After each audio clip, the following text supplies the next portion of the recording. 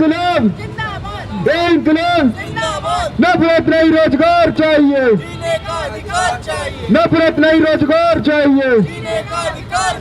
ये कैसी बदहाली है, ये कैसी बदहाली है। इंकलाब। दोस्तों नमस्कार, बीएमबी न्यूज़ से एक बार फिर से आप सभी का स्वागत है। दोस्तों आज हम बात करेंगे रोजगार को लेकर, जहां पर धरना प्रदर्शन दिया जा रहा है। आइए हम उनसे जानते हैं किस बात को लेकर धरना प्रदर्शन चल रहा है। क्या कुछ मुद्दे लेकर आप यहाँ पर बैठे हैं? देखिए, मेरा नाम खुशबू व्यास है और मैं स्टेट कोऑर्डिनेटर हूँ देश की बात फाउंडेशन की तरफ से। सर, मैं आपको बताना चाहती हूँ कि हमारी 2 मांगें हैं। अभी हम 2 मांगों के लिए यहाँ बैठे कि जो देश भर में 60 लाख पद खाली हैं उनको सरकार जल्दी से जल्दी भरे और उसके बाद नई वैकेंसियाँ निकाले। दूसरी मांग हमारी ये है कि हमने राष्ट्रीय रोजगार नीति का ड्राफ्ट बनाया हुआ है और हमने ज्ञापन भी दे चुके हैं कई बारी। तो हम चाहते हैं सरकार से कि उसको नीति का ड्राफ्ट जो बनाई है, नीतियाँ बनाई हैं, उसको संसद से पास करा करके बेरोजगारों को रोजगार की गारंटी दी जाए। रोजगार के नाम पर तो यहाँ पे काफ़ी समय से कोई भरपाई नहीं की गई है, तो अब आगे आपका क्या? देखिए, स्टेप किसी ना किसी को एक बार उठाना पड़ता है। आपको ही पता है ये युवा प्रधान देश है। अगर युवा आज बेरोजगार घूमेगा तो क्राइम भी बढ़ेंगे। अगर हम लोग को अगर रोजगार देंगे तो क्राइम भी कहीं हद तक कम हो जाएंगे। और जो आज के आप डेट पे देख रहे हैं कि लोग सुसाइड कर रहे हैं, आत्महत्याएं कर रहे हैं, वो दर भी कम हो जाएगी। जैसे कि कोरोना काल में जिनकी जो नौकरियां थी उनकी सैलरी आधी हो गई, वो अभी तक पूरी नहीं हुई, तो आप रोजगार मांग रहे हैं। ये आप तो सैलरी आधी करने की बात कर रहे हैं। लोगों ने प्राइवेटाइजेशन जो सिस्टम था उसमें तो लोगों की छटनी हो गई और कुछ जो ठेकेदार के तहत चले गई है। हम तो उसके भी समाप्ति के लिए आंदोलन पर बैठे हुए हैं कि उसको भी समाप्त किया जाए। और जो प्राइवेट सेक्टर में लोगों की नौकरियां गई हैं, हम लोग चाहते हैं कि तब तक उनको नौकरी नहीं मिल रही है तब तक उनको बेरोजगारी भत्ता मिलना चाहिए।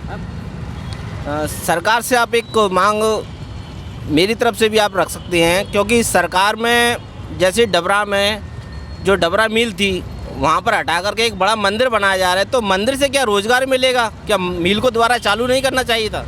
नहीं, मैं आपकी बात बिल्कुल रखूंगी सरकार के सामने कि मंदिर की ज़रूरत नहीं है, हमको रोज़गार की ज़रूरत है। जिस चीज़ से हमको रोज़गार मिल सकता है कि मिल है, फैक्ट्रीज़ हैं, ये लगाई जाए। मंदिर से रोज़गार नहीं मिलता। मंदिर से केवल पुजारियों के पेट भरते हैं और कुछ नहीं होता। केंद्र और राज्य सरकार से आपकी क्या मांगे हैं सर? केंद्र और राज्य सरकार से आज हम यहाँ बैठे हैं संयुक्त रोजगार आंदोलन समिति के बैनर तले। ये आज की नहीं है, ये पिछले 1 साल से लगातार जगह जगह हर शहर में ये संयुक्त रोजगार समिति रोजगार की मांग कर रही है। और प्रमुख मांग ये है कि हिंदुस्तान के अंदर 60 लाख पद खाली पड़े हुए हैं, लेकिन सरकार उन पर भर्ती नहीं कर रही। और जैसे तैसे भर्ती भी करती है तो अभी जैसे बगल में आप देख रहे होंगे, ये बेचारे इनका ये लगा हुआ है।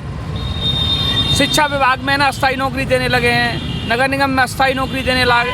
मतलब रोजमर्रा की जैसे रहते हैं ना, मजदूरी पे निकलता है आदमी, सुबह निकलता है और शाम को आ जाता है। तो एक एजेंडा पकड़ा है, प्राइवेटाइजेशन करना है। प्राइवेटीकरण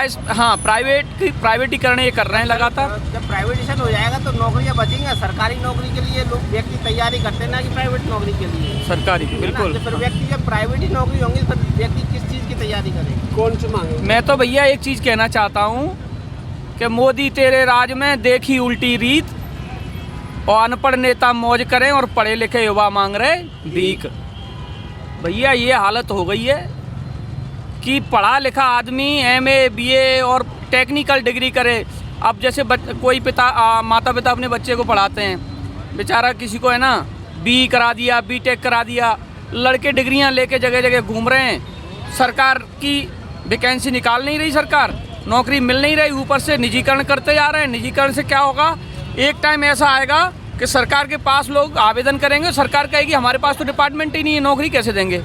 तो चले जाओ अंबानी के पास, चले जाओ अडानी के पास। और जैसे 1947 से पहले देश गुलाम था, ईस्ट इंडिया कंपनी जैसे आई थी हिंदुस्तान में व्यापार करने, लेकिन उसने व्यापार के माध्यम से हिंदुस्तान के ऊपर कब्जा जमा लिया। ऐसे ही धीरे धीरे करके आने वाले समय में इस देश पे अडानी अंबानी जैसे उद्योगपतियों का कब्जा हो जाएगा और सरकार खाली हाथ हिलाते रह जाएगी। सरकार के पास युवा रोजगार मांगेगा, वो कहेगा हमारे पास डिपार्टमेंट नहीं है। ये स्थिति होने वाली है। इसका संयुक्त रोजगार आंदोलन समिति घोर निंदा करती है। और जब तक रोजगार युवाओं को उपलब्ध कराने का कोई रास्ता सरकार नहीं निकालती, तब तक संयुक्त रोजगार समिति लगातार आंदोलन करती रहेगी, अपनी बात आप लोगों तक पहुंचाती रहेगी। जय हिंद, जय भारत। सर 60 लाख पद जैसे खाली हैं तो अभी तक तो कोई सरकार की तरफ से ऐसा संदेश नहीं मिला है, तो आपको कैसे लगता है कि यहाँ पे पद कोई भर जाए? देखिए सर, हमारे पास पूरा डाटा है। पुलिस विभाग में, आर्मी में, जहाँ तक कि न्यायाधीश में भी पद काफ़ी खाली है। हम डाटा के हिसाब से बात कर रहे हैं और हम जो युवा बेरोजगार घूम रहे हैं इसमें सरकार की बहुत बड़ी नाकामी है। एक चीज़ को मैं देख रहा हूँ कि ये व्यक्ति जो यहाँ पे ये कार्य चल रहा है, ये 3 महीने से ये नाली बनाई जा रही है। ये जो नाली है ये 3 महीने से, ये 3 महीने का कार्य है क्या?